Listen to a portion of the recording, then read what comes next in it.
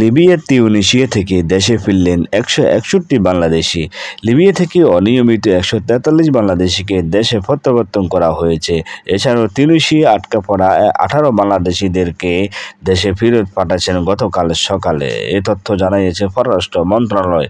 বাংলাদেশ দূতাবাস এবং আন্তর্জাতিক অভিবাসন সংস্থার সহযোগিতায় লিবিয়া বেনগাজি ও তার পার্শ্ববর্তী অঞ্চল থেকে স্বেচ্ছায় দেশে আসতে ইচ্ছুক আটকে পড়া 143 অনিয়মিত বাংলাদেশি নাগরিককে সকালে দেশে ফেরত পাঠিয়েছেন। এদিন ভোর 5টা 25 মিনিট দিকে 712 ফ্লাইট যোগে তিউনিসিয়া আটকে পড়া 18 অনিয়মিত বাংলাদেশি নাগরিককে দেশে প্রত্যাবর্তন করা হয়েছে। পররাষ্ট্র মন্ত্রণালয় ও আন্তর্জাতিক অভিবাসন সংস্থার কর্মকর্তারা হজরত শাহজালাল আন্তর্জাতিক বিমানবন্দরে আগত এই সকল অসহায় বাংলাদেশি নাগরিককে অভ্যর্থনা জানান।